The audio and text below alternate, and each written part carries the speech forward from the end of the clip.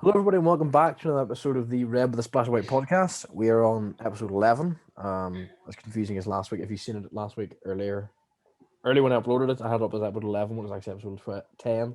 So, yeah. But yeah, jumping right into it, I'll start off with the first game of the weekend, which was, well, our first big game of the weekend, which was Man City, Man United, which finished up Manchester City 0, Manchester City 2. I mean, City dominated by the looks of things, but just weren't clinical enough. Yeah, it was a really weird off game for City. Ederson really unlucky for the first with a penalty. He went the right way, just couldn't get it, just couldn't save it. Good goal from Shaw for the second. Actually, had a chance before that too. He could have scored another one. Shaw getting bombing forward, which is weird to see getting him inside, getting inside and hitting. But really good game for United. Really weird off game for City. They just don't look themselves. Oh yeah, I thought you would say something there. No, United they seem to have a way to play when they go away to City. For some reason, they seem a lot more confident. You could have got a better start. It was a horrendous challenge by Jesus, it was stupidity. Keeper probably should have saved it. Maybe a bit of a power beat him. Then United were just flying into the traps, just high energy. City seemed a bit off it. Maybe they didn't expect United to come and play that way. Maybe caught them off guard a bit. And then once 2-0, it's sort of game over. Yeah, do you think maybe, obviously this was City's 20, they were 21 unbeaten before this, weren't they? Were they 23? Yeah. It was, whatever. Do you think a bit of complacency maybe dropped in, which we don't really say very often about a Pep Guardiola side, because they are normally so good, but do you think maybe a bit of complacency did creep in? I don't know, because it was all the same. It was still the full starting 11. Maybe it was a complacency issue because they've played it because of now being their games in such quick succession. Obviously, we're coming up now to an international break, which will give teams a bit of a rest. But possibly maybe they're thinking to themselves, they've got a gap, they can let off the pedal a bit, but that's, as you say, it's unexpected from a City side to let off the pedal. But it definitely could be a complacency issue. I think United sort of showed one of the best ways to play against City is don't let City dictate it. If you try to play their style, a slow passing game, they're going to destroy you. So United made a bit erratic, and the best way to beat City is just attack them. They are vulnerable when you attack. Complacency, it might have just been a day off. Just one of them days. Maybe they're probably due it after going on that run. And it just happened to be their rivals probably that just made it a lot worse. You said there about United being able to go to City and have a game plan, and they know how to beat them now. They've beaten. I mean, always beat them. I think it's the last 3 times. Yeah, he knows how to do it. How much of that do we think is down to the midfield pairing of Fred and McTominay? Do we think that those two in the midfield just adds that non-stop running, non-stop energy in there? Do we think that's maybe a big factor?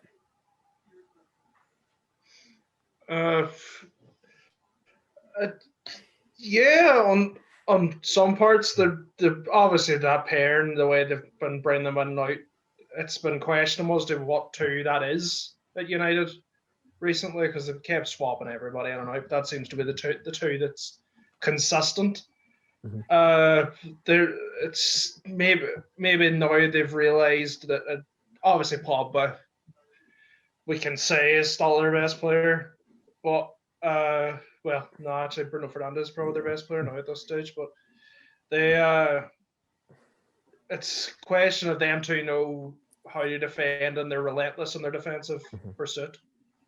The Pogba can be lackadaisical, and he does defend, to be fair to him. He does get back, and on occasion he is able to win them aerial battles, but Yeah, I do think that's their best pairing, and it probably was one of the main reasons why they did so well. Mm-hmm. Yeah, United seem to be play a better side at the minute when McTominay's, I think, in the team. Mm-hmm. There's a few games he's came off the bench and he's made bursts and runs forward, which is not like him. But he seems to be quite dangerous at the minute. And I think as we scored he's got a few goals this season. Yeah, he got three against us, for God's sake. Well, the but less we talk about that, getting the better, I suppose. Sitting in there, sort of, you need boys like that midfield that can run against City, help break down that play, get up and down the pitch, because you're going to do a lot of running against City. Especially that Etihad pitch, always on TV, it always looks huge. Obviously, it's probably just camera angle, but it just looks such a big pitch. They just need the legs to get around it. Yeah, I have to say I admire, if not a footballer, I admire players who are willing to do all the hard yards for the rest of the team. You know, who like McTominay and Fred or Henderson for Liverpool or Click for Leeds. I admire them types of players because it does take a certain level of. Yeah, I know I'm not going to get. It's in you. It's either in you or it's not. Exactly. That's what I'm trying to say. Against a team like City, it's even better because they'll all have possession. They're willing to get in between lanes and get the interceptions, which is perfect reason. Probably one of the reasons why they won. Yeah, absolutely. We mentioned Luke Shaw there, sort of his bombing forward runs. He seems to be finding a bit of form, which there was obviously for not years, but I mean, for the past few seasons, I even heard United fans saying Luke Shaw's not good enough. But he seems to have found a bit of form, which is good, I suppose. Because at the time he was one of the most promising fullbacks in the league. Maybe it's because he was English. Do we think that he adds a different dynamic to United that they need? As obvious a question as that sounds. Well, I definitely know with the standard, I think he's England's best left back. Sometimes Chilwell is obviously there as well, but I think he would be England's best left back. We're really not helping our bias against Chelsea here, you know. No, we're not. We're not really. But if he can't get a starting game past Alonso, I think that's a problem. Yeah. But I think what he offers compared to Tellez, I think Tellez is more of a technical player. He's obviously I think he's quite good with his feet. I think he's and there for a lot of different reasons. They're two different contrasts of players. Shaw's more of a he gets in the nitty gritty. He does the hard stuff. He'll commit a foul if he has to. Tellez kind of looks to step off a good bit. Yeah. It's kind of if you think about it, he's kind of like back to the old style of football. I think that's what he is. I think he's an older style footballer, which why he probably didn't fit in with a lot of United system for a long time, which is obviously he might not have been good enough at the time, but as a style player, I think that's might have been the reason why he didn't get into the A squad for that period of time. Yeah.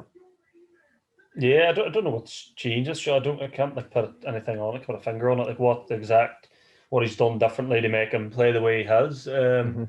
Maybe he's no fear. Like that goal against City, like he just got the ball and didn't think, just ran with it, just bombed forward. Obviously playing well is giving confidence, and if you have confidence, like nothing's going to really stop you. You're going to he probably feels at the minute he can really do anything when he's on the pitch. Yeah, it's just. Oh no, Klein, go ahead. Sorry. No, he hasn't got really anything to lose. Yeah. He hasn't played for United for so long. He hasn't been able to. He hasn't got a consistent role play. So when he comes into this, he is getting his chance. He's just probably thinking to himself, go for it. Yeah. Kelly's going to give him a kick up the arse as well, maybe. Like him coming in. I think you did nail on the head there by saying he's got nothing to lose. I think that's probably the perfect way to sum up Luke Shaw. Well, Luke Shaw's career at United. So yeah, moving on from the league leaders losing to the current champions losing. Their sixth loss at home in a row. Sorry to compile the misery. We're going to obviously talk about Liverpool a lot here, but before we do, I think we've said it for a few weeks now that Scott Parker's Fulham playing some unbelievable football or has some playing good football. He's got them playing good football. And once again, he seems to have coached them into doing it or coached them into winning. Yeah, I think it's on another level of Fulham are another team that's relentless, like Leeds, like other teams I got there. They don't give up.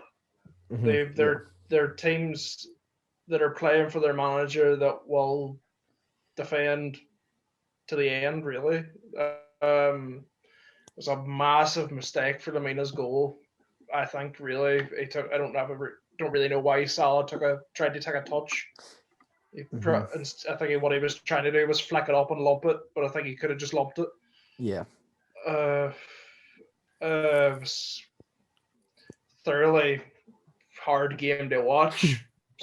16 shots, only 3 on target. So I don't really have much to say more than we were absolutely brutal on a lot of stages. Yeah, it was just there's not much you can say. Just looking at the stats there, Fulham. It's kind of said Fulham Relentless. Fulham look like brave on the ball. It's playing nothing to lose. I think they sort of now know themselves that we're too good to go down this year compared to the teams down there. Like they're really flexible. They change various formations each week. Like boys can play different positions. Like Lamina can play centre mid, and at times they have him at wing back. Yeah. Adam Lookman was on fire again. Just send balls over the top. It's just like he was going to score every time he got it. Once again, we were slow and passive, just the same old. The team sits in there, and we couldn't break them down. Salah for the goal, yeah, disappointing. Just dilly-dallying on the ball. Beautiful strike from Lamina. That was one of them games again. It was just the same, just sitting waiting, just like when's 90 minutes here. We didn't, at even half time, just didn't feel like we're not going to win this. Yeah. I mean, Klopp. Sorry, go ahead. No. I was just going to say I wouldn't even, as I'm sure Harpo will agree with me, I wasn't even that angry with the team selection. Yeah. I would have rather had that team out there. Yeah. I would have rather had a team because the rest of the team were playing terrible. I'd rather have that squad out there and give the starters a rest for the Champions League, and obviously we did win that Champions League game, so a lot of the starters, so I'm happy with it. You said that you were glad to see that the starting lineup. Klopp did try something different, which I suppose, we talk about Shaw having nothing to lose. Klopp had nothing to lose when he trying something different, because what he was trying, what he was used to, what the team was used to just wasn't working. I don't really know where I was going with that. He tried Salah up top. Do we think Salah's more effective through the middle, or he's better out wide? Out wide. Yeah. I think he's better when he's space. When he gets crowded, he only uses his left peg. He's awful on his right side. And I think in a crowd, they can just show him one way and he's snookered. He just ends up losing it. Yeah. You get him out wide and isolate him with the fullback, and I think that's when he's at his best. But I've completely lost. That's the system Liverpool play. The system Liverpool play. The striker needs to be a very well-rounded player. I know Firmino has his flaws in terms of finishing, and he's very wasteful when it comes to that. But in terms of being a sort of false nine, linking up the play, he's good at it. But Salah just doesn't seem to have that. Not the ability, but he's just not suited to it. Yeah, I think that's what I'm trying to say. Yeah. But yes, 6 in a row now for Liverpool at Anfield. It's never been done before. That old quote. Klopp, I think, sort of needs to stop the rot. What is your next home game? Do you know the next? Villa. I hope you beat them because they beat us. It's not a nice one to have. Yeah, Villa. Yeah, it's payback. Of course it is. It's payback for the 7-2. I want to sort of ask, and I'm not even sure how I would answer the question. I don't even know how I would go at it. Thiago, right? We've talked about Werner and Havertz, and we'll come on to Havertz later on, about them being not as impactful and sort of flop signings. Can there be, I'm not sure, can there be a case made for Thiago maybe being a bit of a flop, not in terms of numbers and his stats, but the way sometimes that he's influenced the game? See, I could chat all night about that. We always discuss this in work. If you look at Thiago at Bayern, Thiago, like, they had players around him. Thiago did not run. He was not box-to-box midfielder. He wasn't sprinting back to try and defend. He's having to do that in this team flat out because of obviously the amount of changes. Yeah. You've seen the other night when Fabinho was in there, what Thiago's going to bring to this team next season. Mm-hmm. I think even the other night he had one of the most recoveries of everybody in the whole game. Mm-hmm. He's going to get his critics because people, I think probably it's Chelsea that we have him and other teams don't. Fair enough, he gets his critics. He's not certain games. He's not playing too well. I think it's more next year is when we can really judge him when we have our full side out and see what he can do then.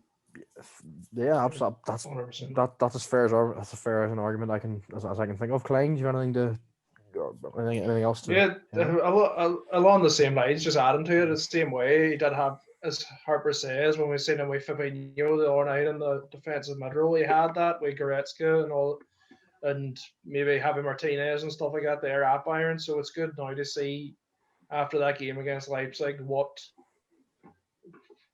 he's going to bring to the table along that lines. It is good to see. I think it's even too, like, obviously that Everton game he got a bad challenge on him. Like before that he was playing great. I don't know about injuries took a bit out of him and just coming to a new league. Yeah, but next year it'll be we'll see that we can judge him properly then. Yeah, that's absolutely fair enough. So I mean, moving from one side of Merseyside to the other in Everton. The segues are making their way back. I'm not doing too bad. Chelsea won 2-0 against Everton. Tuchel remains unbeaten, playing unbelievable football. But this was the game I felt that Kai Havertz not announced himself, because he can't announce himself in one game, but he showed what he can do. And it shows what a good coach can do for him. So I had proper coach. Proper coach. Yeah, coach. Yeah, coach. Just a coach. Just a coach. No. Yeah, it's a real testament to see what happens when you actually play a player in their actual position. What was that? Was that? Oh, that was controversial. God help any Chelsea fan that watches. Yeah, 100%. I love the fact he even refused to come off. At one stage, I think they had him coming off at the end of the match, and then he went, no, they just took someone else off. Werner, I think, came off for him instead. I think Werner came off instead. Came on to watch. Yeah. It was funny to watch. It was a good game for Chelsea. Unlucky, really, from Godfrey, but he couldn't really do much else for the OG. He could have. He had people closing on. I mean, he could have not scored it, to be fair, but yeah. Well, he was trying to clear. He was obviously trying to clear it over the bar. Yeah. By the looks of it, but maybe an error of youth, I would say, maybe. Obviously, he had a lot of experience. He's had experience playing for Norwich, but maybe it is just a bit of a error. And then the penalty, obviously, from Jorginho, another, seems to be the master of penalties now in the Premier League. Is the only one that can partly take one for Chelsea. Yeah. But it's a good game all around. Everton were pretty poor in my eyes. Yeah. I think it's. I expected Chelsea to win the game, and they did comfortably enough. As you say, Havertz in his natural position, he shows what he can show, what he can do. There wasn't much to say really. The game was expected. I did expect Chelsea to win, but I expected probably Everton to make it a bit tighter. Possession wise, it looked a bit too easy. do we think that? And of course, I'm a big believer. I don't really know if I am. I understand the point. You build from the back. You build a title on the side. Titles aren't built in attacks. They're built in whatever that quote is. I can't remember. Yep. Do we think that Everton and Ancelotti are maybe Ancelotti's maybe focusing a little bit too much on the defensive aspect? I Good think point. I think he's moving, but it is a good question. I think he's moving. I think he's moving in between. I know we said a while back that they were getting complacent and using the same formation constantly, but now they're changing formations, which is harming them. Mm-hmm. I think the experience of that back three, of what it looked to be a back three, Holgate, Kane, and Godfrey, comes under maybe a bit of a question. Michael Keane's had a good season. He's had a good scoring record. Played pretty well. They've been solid as a three, but I think focusing too much on them defensively is kind of a scare point because they're not. Them three aren't. I wouldn't say not good, but they're not the best centre backs on planet Earth. Yeah. Yeah. Okay. Yeah. I mean, that's obvious. Like, yeah. Well, obviously, that's like Ben Godfrey, Mason Holgate, and Michael Mm-mm. Keaton. But I think Who's Michael they Keaton? have so Michael Keaton. No, there's Michael Keaton at the back. Maybe I'll be on here someday. I think they have so much. They have so many good finesse players going forward, and their defensive. They play two. Their defense and their attack is completely two different styles of football. Yeah. That they're all obviously I mentioned earlier old English style footballers. I think that back them three are as well. But then the front, the rest of the team was all finesse and stuff like that there, and I think that kind of affects like the sickness of a team. Yeah. Sorry, Yeah. sorry. No, I was going to say it's an interesting one because Richarlison, you could count him as a flair player, but him and Calvert-Lewin are as old-fashioned as it comes to in the air. They're both monsters in the air. They don't mind heading the ball. Good to see. Good to see. Good compete. I think the back line. I think Everton look more comfortable in the back four. We discussed that a week's past. I think it was playing a centre back at right back, but it's actually worked. Like Holgate's been playing there most of the time at right back. Yeah. Don't know where I was going with that last part.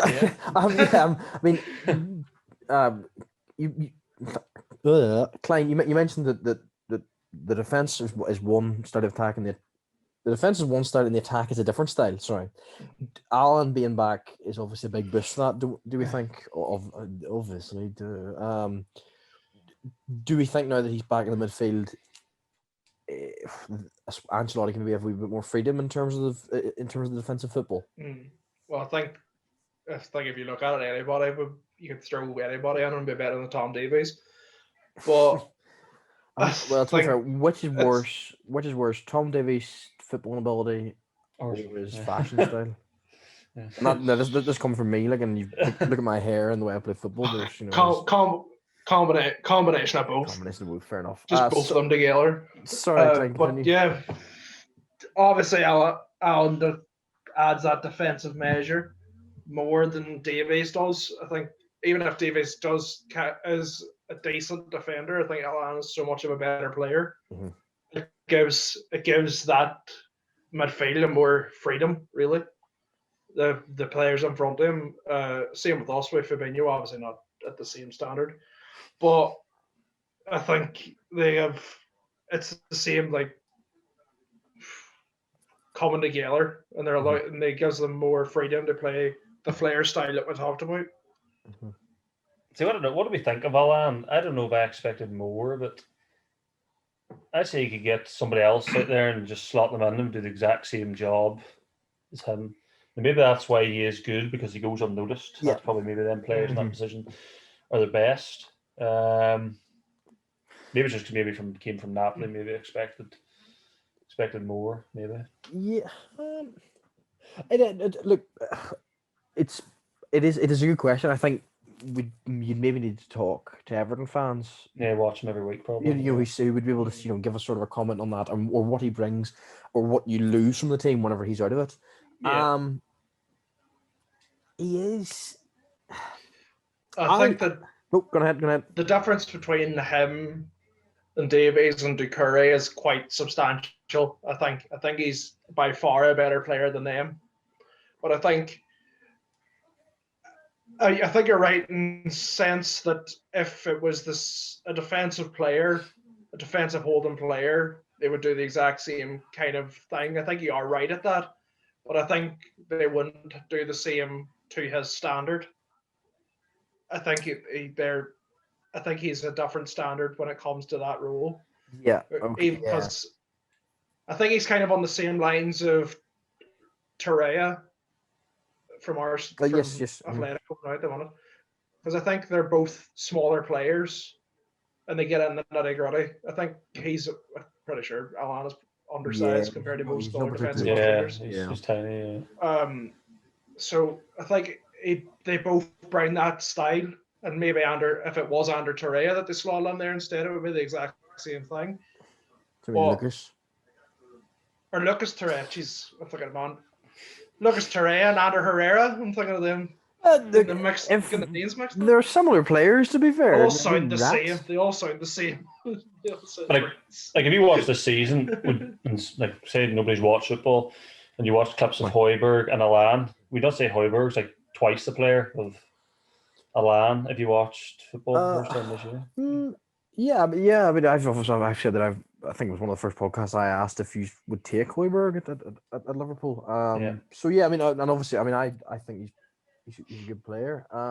Maybe it's just I haven't watched enough of Everton this season, which is I'll hold my hands up and that's my own fault. Is that a good thing? Which is not the you're missing out on the quality. I don't know. Go on ahead. You're where are we going here? I don't know. You're kind of right. They're not a team you think to watch. You're right at that point. It's gone off topic. I think that was a point you were trying to make there. You're not watching them as much. Yeah. But actually, speaking of Højbjerg, we move on to Spurs Palace. I think we'll just move on because we're going to Which one? Another one. Which Spurs won 4-1. And once again, Bale really turned it on. We obviously gave him big credit last week, and once again he's done it again. Zaha is now back for Palace actually, but he came on for easy. Like your two most creative players, arguably. Why bring one on for the other? You know, I don't know. It kind of throws a spanner in. But I was just going to say, I must say, I was Palace in the first half were pretty decent from when I was watching it. They looked okay.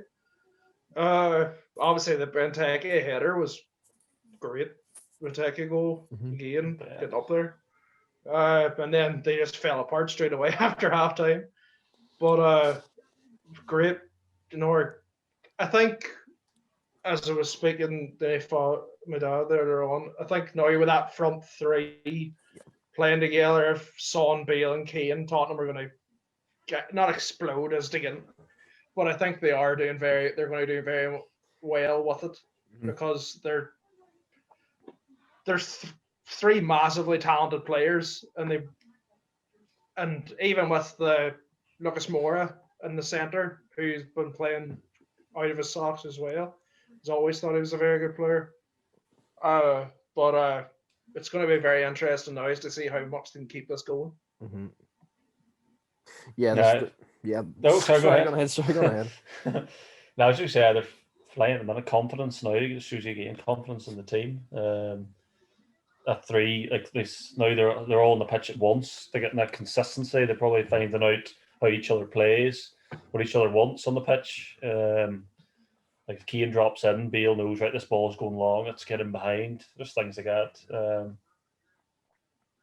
Yeah, not much to say with that game. Comfortable enough again for Spurs. Just get their chances and they bury them. Like The Kane's goal, what kind of was it? When the Kane scored 2, didn't he? Yeah, I think he scored Right. 262 this weekend, didn't It he? was a second, like just passed back from the edge of the box, and he just barely looked and Oh, just whacked it and it delightful. goes. Like, Yeah. I think right now, maybe not only Harry Kane could score that goal, but there's maybe 3 or 4 players on the planet that could give that a rattle and put it where he put it. He's probably one of the best at doing it. Like times he just shoots and it goes in. He's unbelievable to be. I think I saw this stat. I think he needs 120 odd goals or something, 130 odd goals to get Alan Shearer's record of the Premier League. And he's it took him like 137 matches to get this many goals or something like that. No, it must be more than that. It's 200 odd matches to get this amount. So sure, as much as it could be a wee bit depressing, surely Harry Kane will be at some stage the Premier League all-time top goal scorer, barring an absolute collapse or a horrific injury.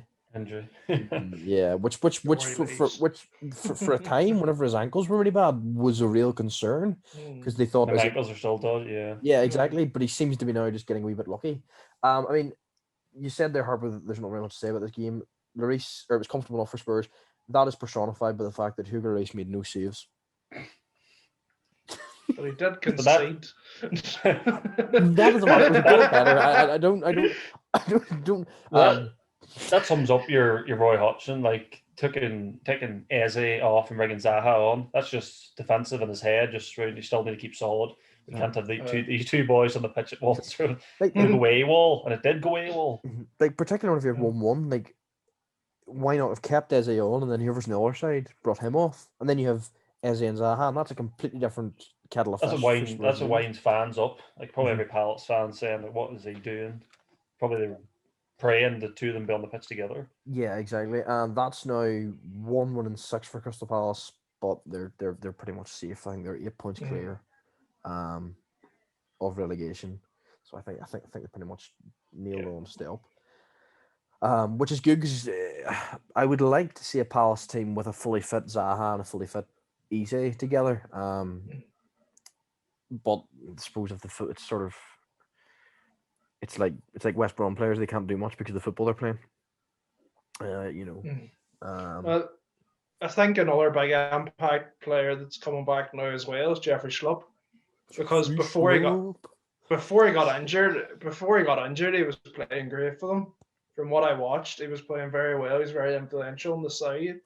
Saying that for a Palace team was very weird, but I think the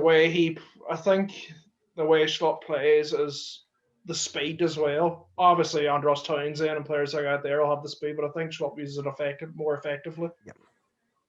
As a way of playing. Plus, he obviously used to play left back as well, so he's good coverage on the wings. Yeah. But I think him coming back to you will influence them as well. Yeah, absolutely. So it's again sort of an exciting time to be a Spurs fan in that your front three seems to be firing all cylinders, and a frustrating time to be a Palace fan, which seems to be the story of their season, I suppose. Yes, moving on from Spurs Palace, which was a pretty straightforward game, to Brighton Leicester. I don't know if it was straightforward or not. Which it seemed like an even game, to be fair.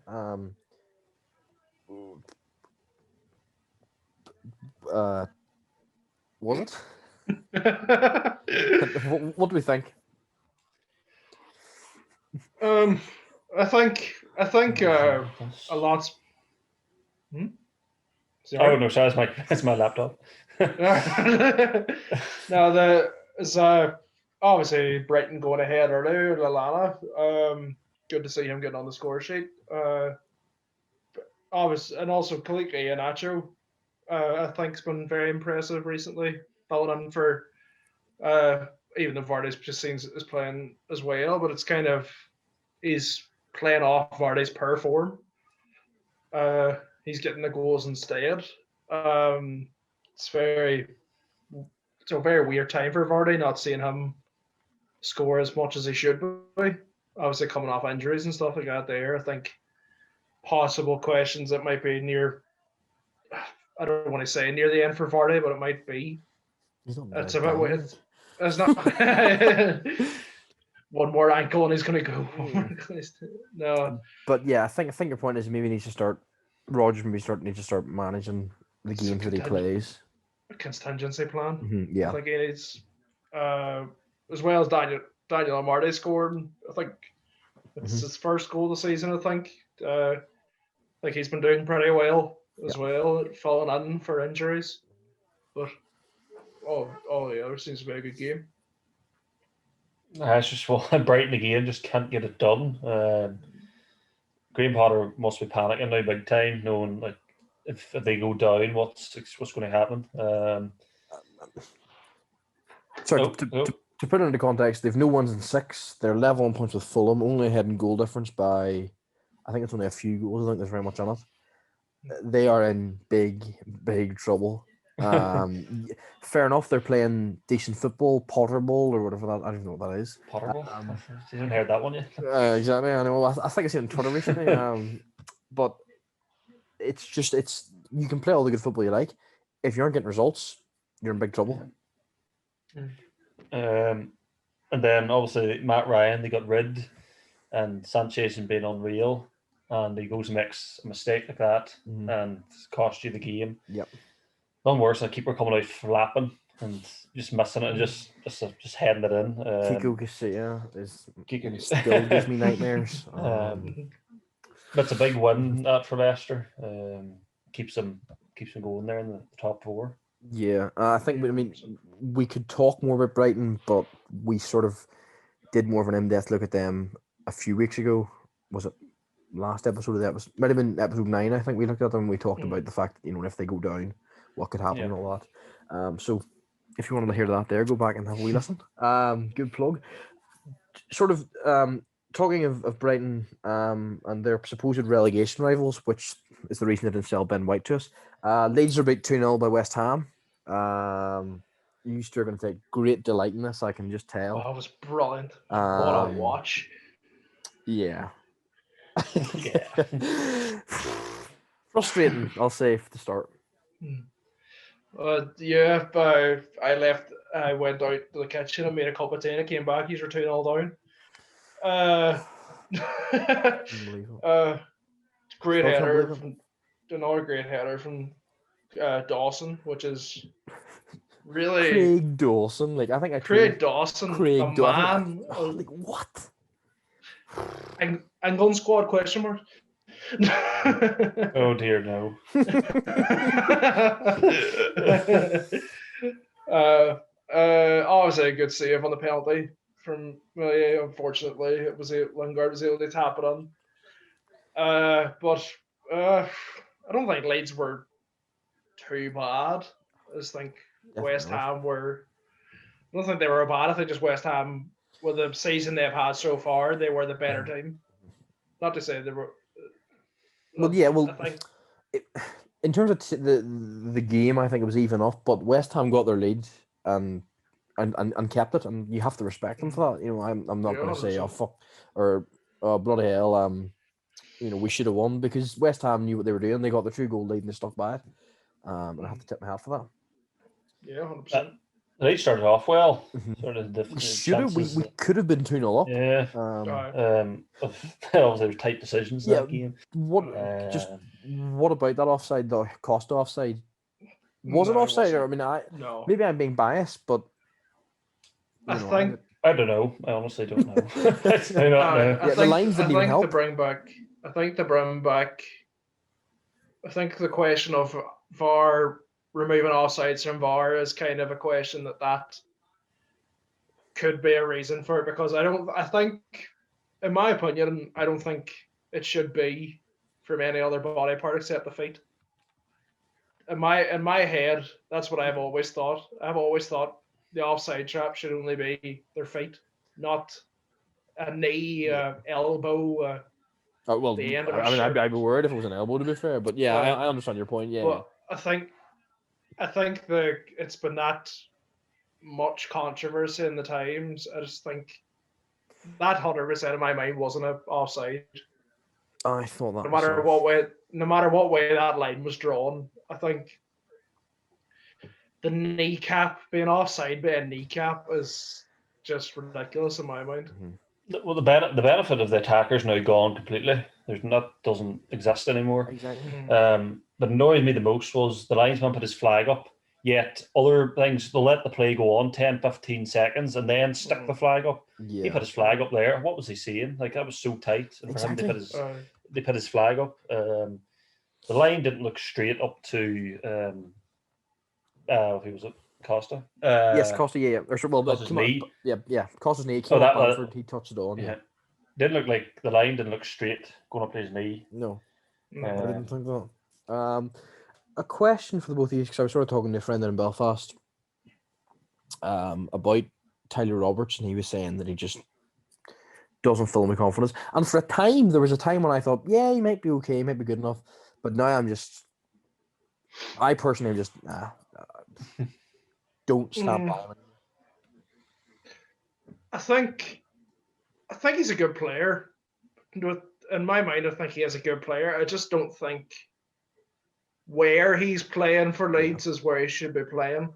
I think the likes of obviously Rodrigo coming back will massively improve his, not just because he's a better player, but because he can suit that more central and behind the striker role better.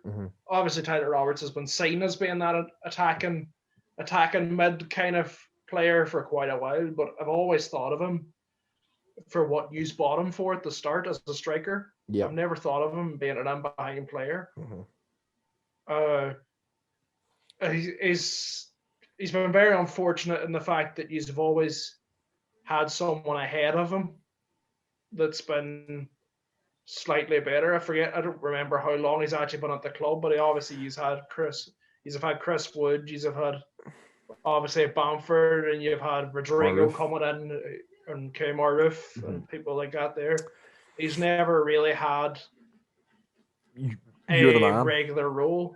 He's never had the confidence put on them that we're going to throw you up, we're going to put you up front, and you're going to command this team.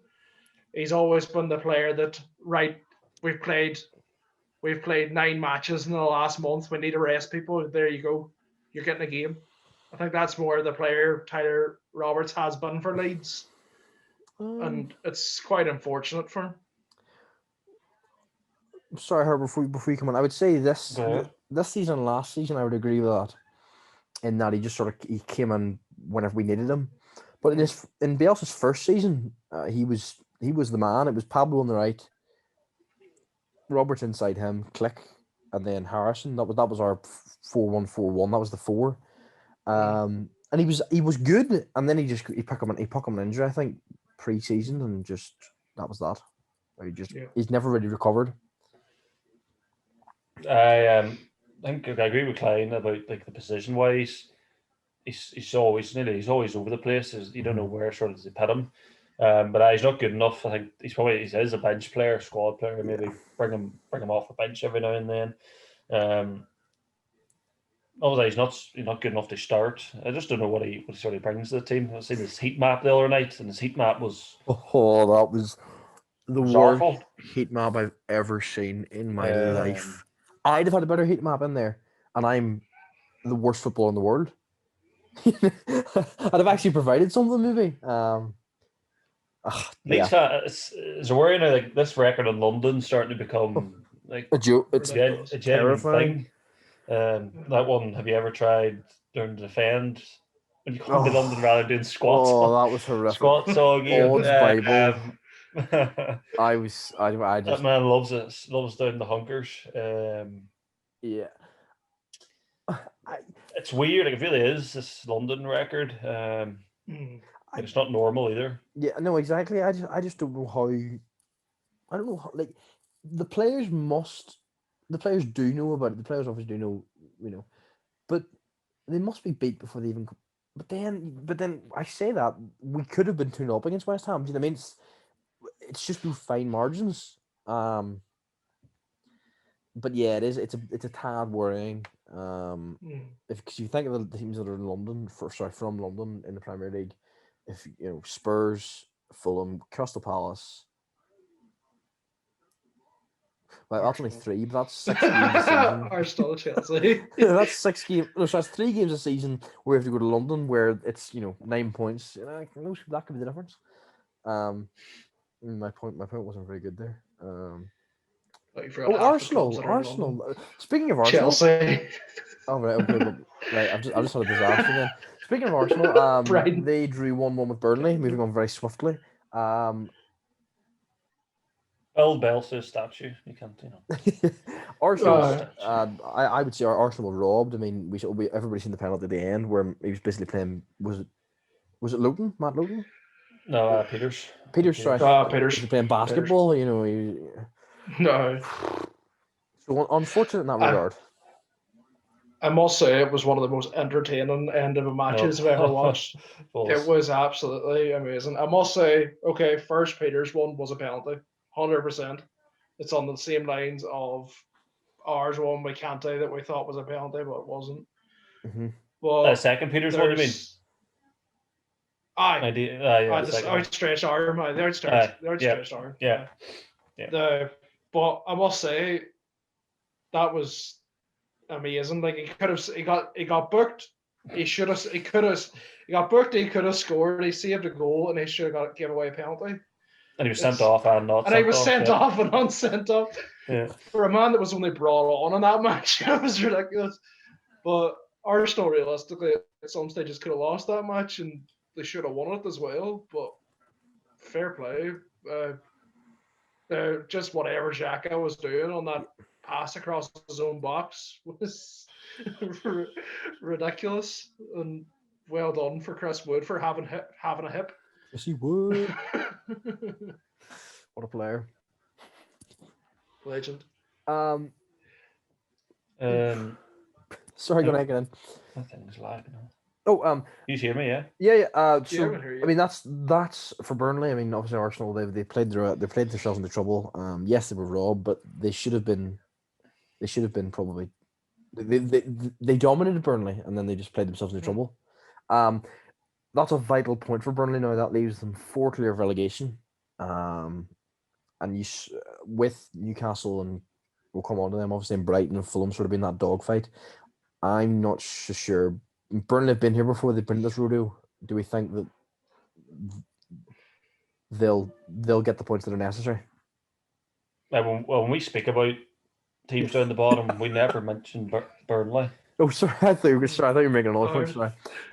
No, we should go. We never mentioned Burnley as the fear factor to go down. We don't really.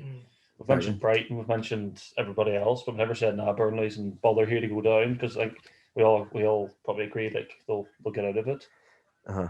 Yeah, and now of course that we've said that, it's our curse. It seems to be every. I mean, if you're listening to our podcast and we slag a striker or a defender or a team, bet on that striker to score, that player to, I don't know, the defender to whatever, or that team to win, because 90% of the time it happens after we have slated them or whatever, or even praised them. If we praise them, don't back them. I think another point just about Arsenal. I think they're bringing on, obviously. Thomas Partey has been coming off the last couple of games due to a fitness reason. I think the fact that, as you can see from their game against Olympiacos, bringing on Dani Ceballos as a defensive player is ruining that team, because obviously they brought him on after 53 minutes the other night against Olympiacos, and then obviously Arsenal conceded basically immediately nearly, and they could have done the exact same thing in this Burnley game. So I think they need to question as to why they bring on Dani Ceballos when they should have been bringing on El Neni, which is proved by the Olympiacos game at the end, because it's a very odd change. Yeah, absolutely. Ceballos has no legs. Yeah, he's very good technically, but in terms of getting around the pitch, no, I definitely agree there. I suppose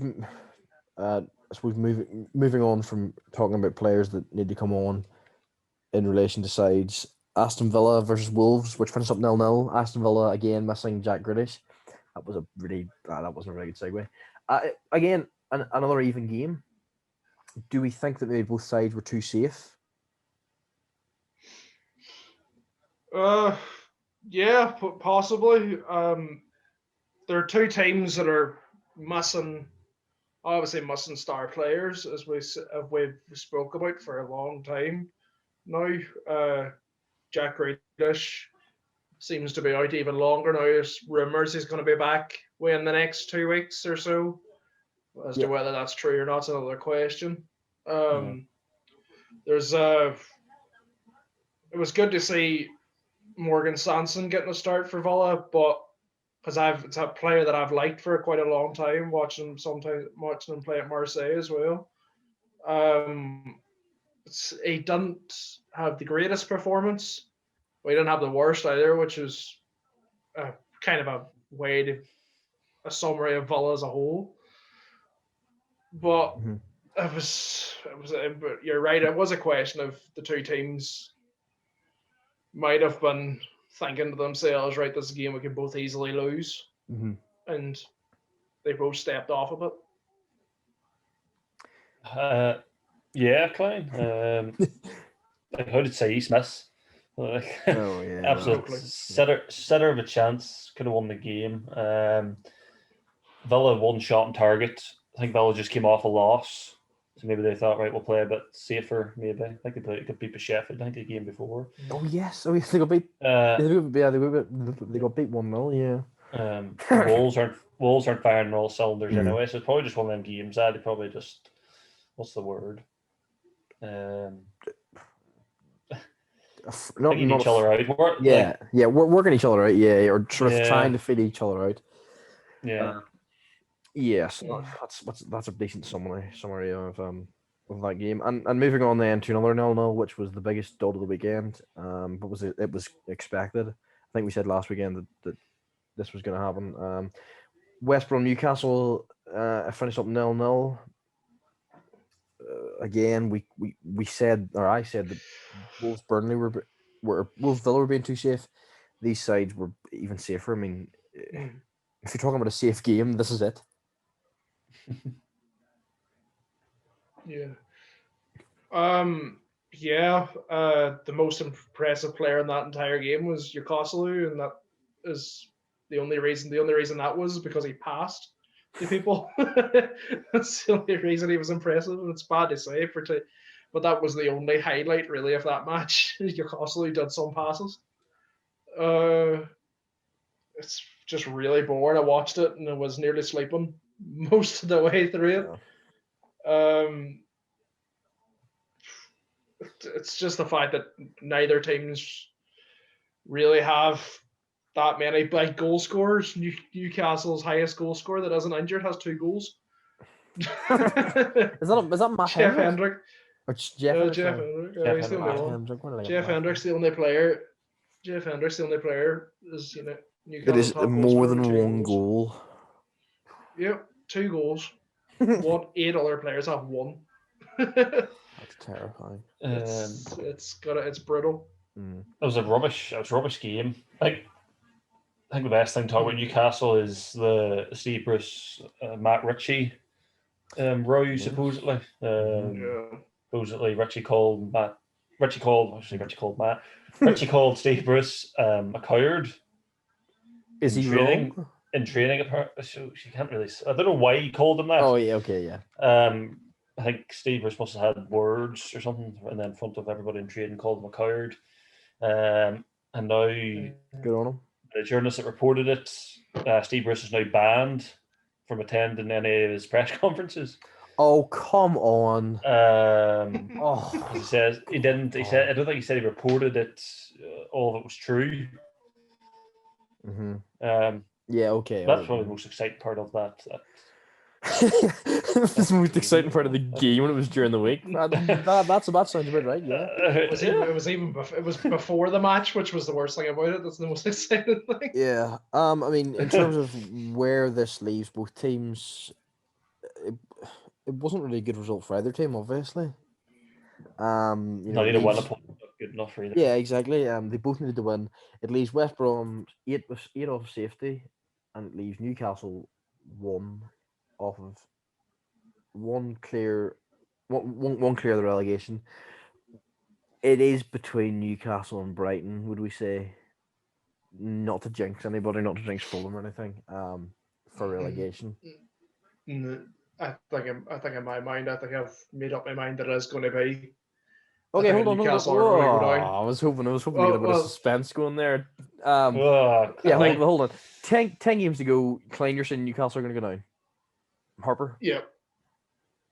10 games to go. Who's going to go down out of whoever you think? Out of like that third Yeah, team. the third team to go down. Yeah. Who's going to go down? Oh Mhm. God. I'll go Newcastle. Leeds. I was going to say Brighton, but I'll go Newcastle. I am going to say Brighton because they said they were our rivals, hence why they didn't say sell Ben White to us. I'm petty, I know, but like Steve Bruce. Oh dear. But yeah, speaking of relegation, and I think we'll focus on another thing here, but we'll talk briefly about this game. Sheffield United versus Southampton finished up 2-0 Southampton. Southampton finally are getting a goal. Or not finally got a win. Sorry, they finally got a win. And Klein, what was it you said last week about Shea Adams? I must present the deepest apologies to Shea Adams for calling him a championship striker. Championship striker. I am. If we ever that was a goal and a half. Mm-hmm. If we ever do a T-shirt, we have to get championship striker on the back. We have to get. But yeah, Shea Adams scored. He finally has got his goal. Saints have finally got a win. Leave Sheffield United rock bottom of the table, but it's just been announced today, as on Friday. Yes, that Chris Wilder has left. Is it, just to clarify, is it he's left them or it's a mutual agreement? I think it's mutual agreement, but they make it as it looks like it's because if it's mutual agreement or something like that, he gets paid for it. So yeah, okay, yeah, fair enough. I think it's a push before. I think it might also be a push before you're a leave before you're pushed situation. Jump before you're pushed. Leave before you're pushed. I'm sorry, I forgot to say. Look, as much as I am loving this, if you go on my Twitter, you'll see just endless sheets of tweets of me slagging Chris Wilder, calling Leeds Muppets. And I do think that'll be what Chris Wilder's tenure at Sheffield United will be remembered for, calling Leeds Muppets. Put that on the shirt. Wow. I know, exactly. That is arrogant. Why now is my question. Awful. I think it was the owner said at Christmas. I don't know the owner's name. Who does? He said he wasn't going to sack him, even if they went down. Now, obviously, if some part in that he's played, it obviously wants him out. It's just like, as you say, like, why now? Like, who else is there? Yeah, that was going to be my next question. Klein, can you think of any other reasons why now, or justifications, I suppose? I think he's took a bit of Sam Allardyce's advice. It'll leave before it says you've been relegated. Mm-hmm. I think he's a good manager, which is why I think he's left now, because he's going to have. Yes, I do think he's a good manager. sorry. So I think. Yeah, sorry. I think he's going to. Manager, yes. He's left now, so he can get a job. He's going to leave now, so he can start preparing for a new job for next season. I think if he leaves now, he's given that a much more amount of time to prepare, instead of what happened last season, where it was such a short amount of time for a team to get ready. Mm-hmm. So he's going to be able to now have that extra amount of time to get what he wants from a team. As to whether a team opens up in that period of time between now and the end of the season is another question. I think there are a couple of teams that are looking, but sort of before we move on to who they get in or whatever, do you think he could go to another Premier League side, or do you think it'll be go back in the Championship and not earn your stripes, but take another side up? I think if you're a fan of a team, are you going? Oh, am I no, you're fine. Go ahead. No, we're fine. like, would you want Chris Wilder to be your manager? I don't know if a lot of fans would. I think he appeals to a certain, and I don't mean to be arrogant, and it's because I'm really spoilt with Bielsa. I think he appeals to a certain fan base that are sort of used to mediocrity. I mean, Leeds were used to absolute whatever before Bielsa came in. We've been very spoiled. Do you think he goes? Say Newcastle stay up. Do you think he goes That's what I was about to Newcastle? say.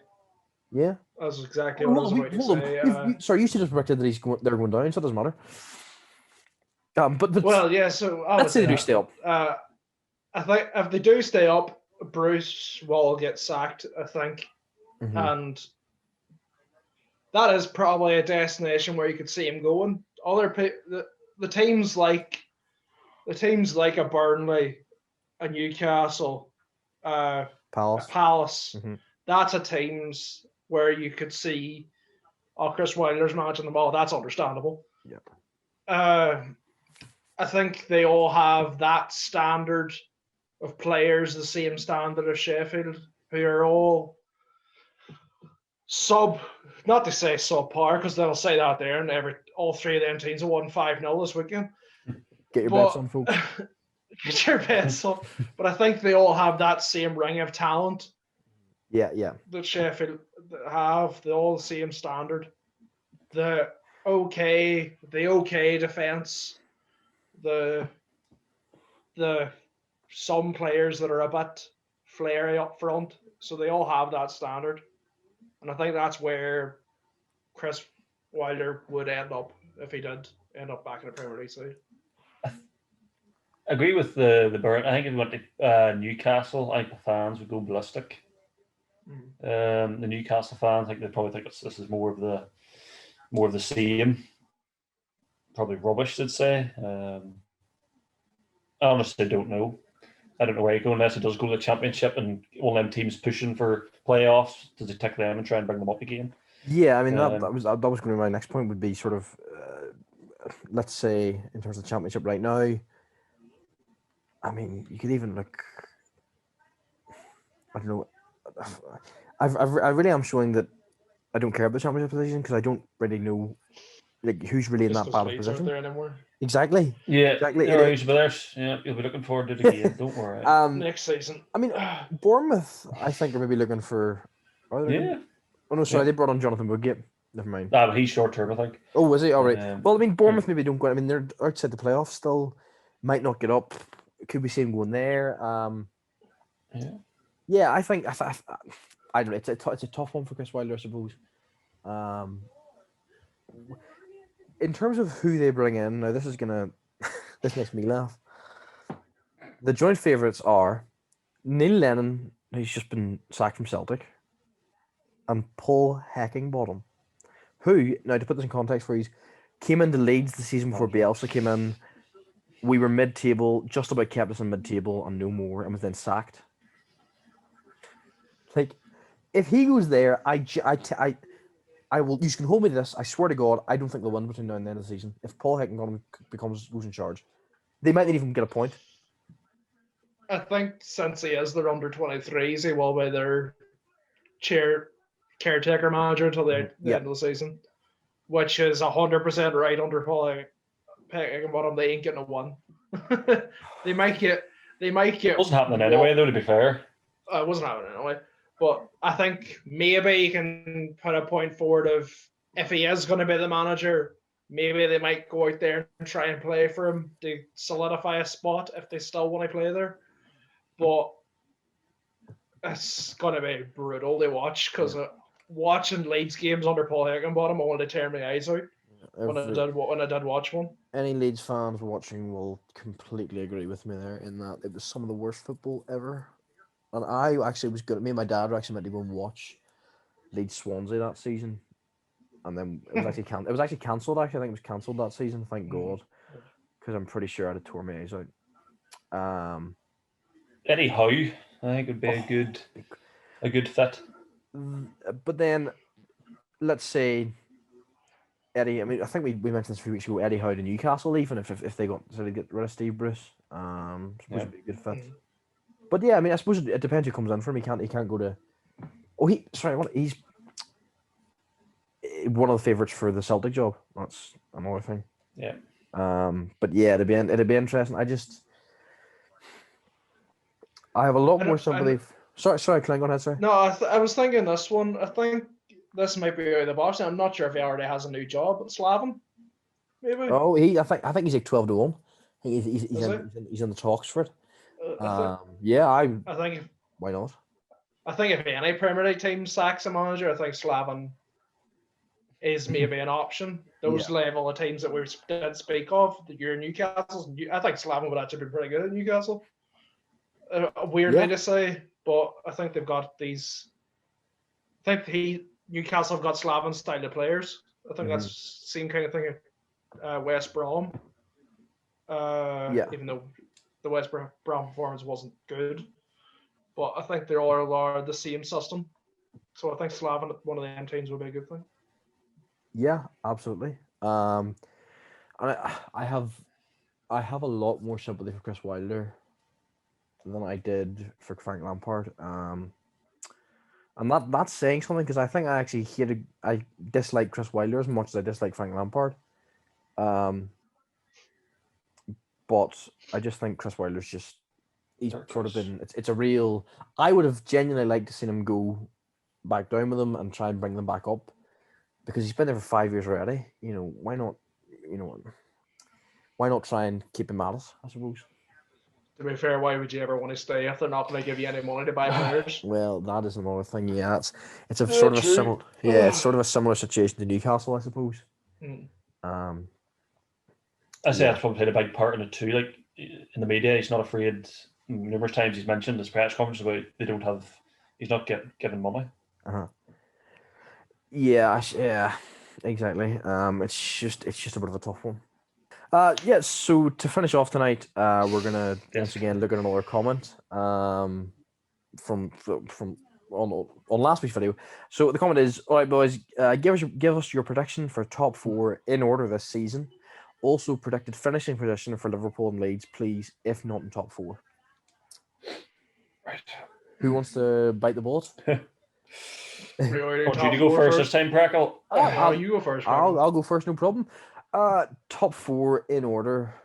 I'll get up the Premier League table. Leeds. I was sort of thinking Leeds can maybe make a late charge for the title. Yeah. But yes, top 4. They don't need to win every other game, and so they need to lose every other game. Right. Okay. So first, obviously, it's going to be Man City, barring a monumental collapse, which is possible. Yeah. Second, I think I'm going to go. I think I'm going to go Chelsea in second.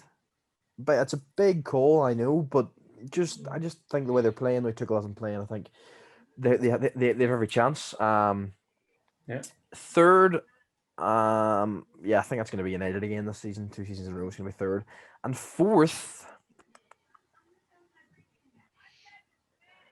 this could come back to bite me up the backside a lot. But and maybe it's the romantic in me in that there. I think West Ham will pip it to fourth. So I think Leicester are going to drop out. For a second season in a row, it's going to be a big fall off. Liverpool wise, I think he might. I think he'll stay where you are. I think it'll be consolidate the league, stay in 8th, forget about Europa League football, and concentrate on the Champions League, and maybe try and get it back into it that way. And Leeds wise, I think we're going to finish. I think we'll finish 12th. I think we'll finish where we are. I think we'll finish in 11th. I think we'll be the best of the bottom half. We'll win the league in the bottom half. If the league went off the bottom half, we'd win. That is me grasping at straws, of course. But that's what was asked. Yeah. Yeah.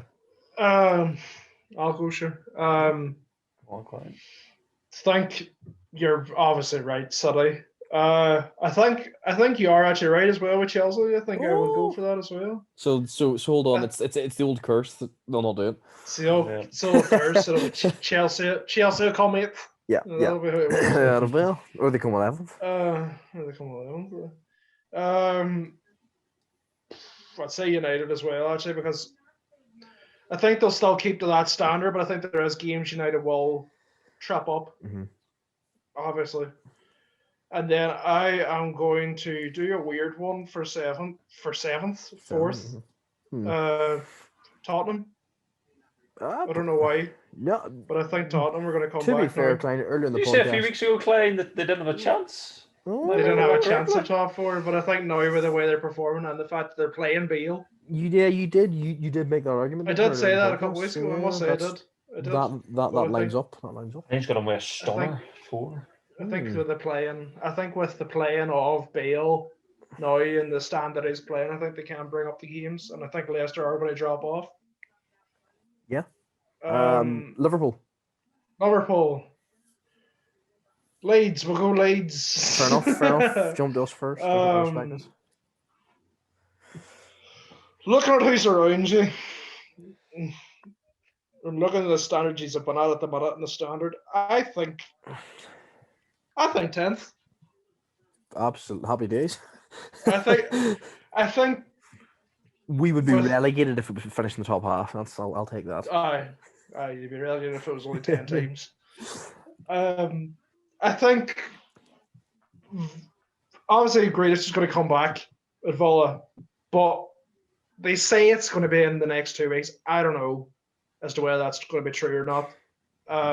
You think they're playing it? You think that they're saying that to maybe give the fans a bit of hope? They're playing it safe. Yeah, I think they're playing it safe. And I think obviously Arsenal are going to take over them, and then they're going to come underneath Hughes. I don't think they'll drop any further than 12th Villa, but I think that's where it's going to be. And then Liverpool.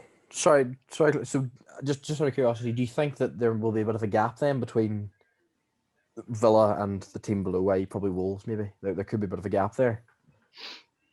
Yes, because I think there's going to be a gap. I think there's going to be a gap opening up because of the standard that those teams are playing at, and the standard that the teams like Leeds, teams like Arsenal, teams like Villa are all playing at. Is so much different. Even though Villa might not be performing well at the moment, they're much better side. Yeah. And the final prediction. Did I not say that? Did I not say that already? I don't answer, but I'll say 2 different ways. I'll say two different ways. Hold on. No. The comment wasn't two different two choices. You make it. There's 2 different circumstances in my mind. Fabinho plays in midfield. I think we're going 6th. Fabinho plays. No. Fabinho the question wasn't if you think Fabinho's going to fit. No.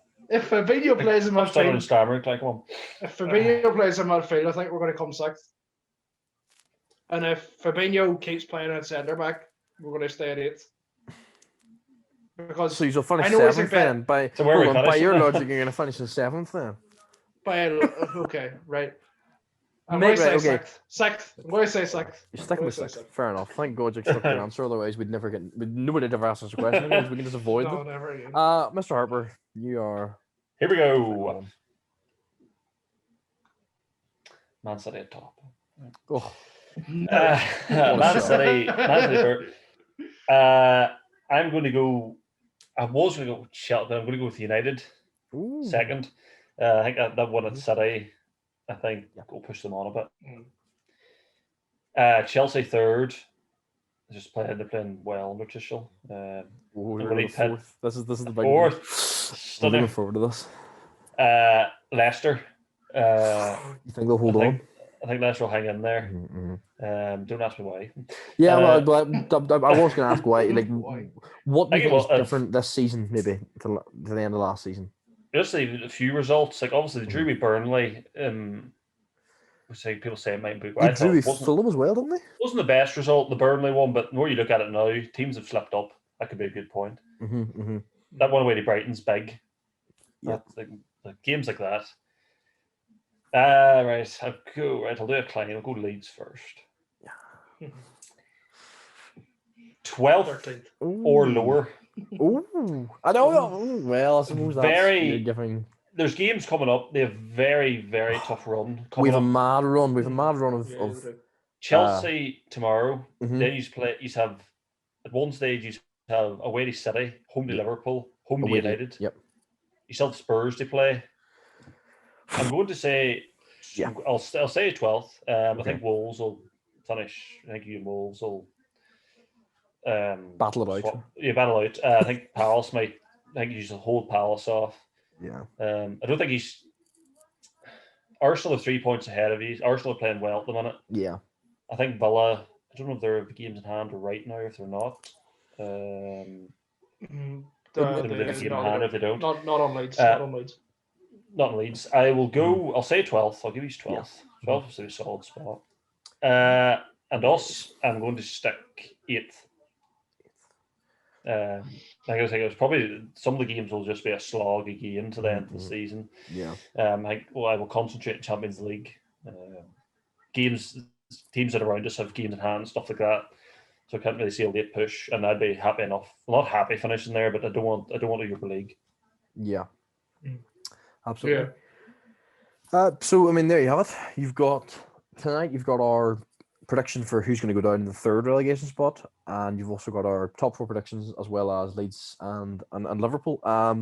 So I mean, as I said the last time, please, if you have any comments, if you have any questions, please put them towards us because I mean, it just gives that added dynamic to the podcast. And we do it. Well, I've really enjoyed doing that. I've really enjoyed doing it, and then also listening to both of your thoughts. So yeah, that's us for yet another week. A week where no, I'm not even gonna try that. I tried to do the old Gary Lineker in a week where this, that, and the other. It's not gonna work. We'll be back next week. As always. Thank you very much for watching. Please like, comment, subscribe, share this, that, and the other. And yeah, we'll see you again next week. Bye bye.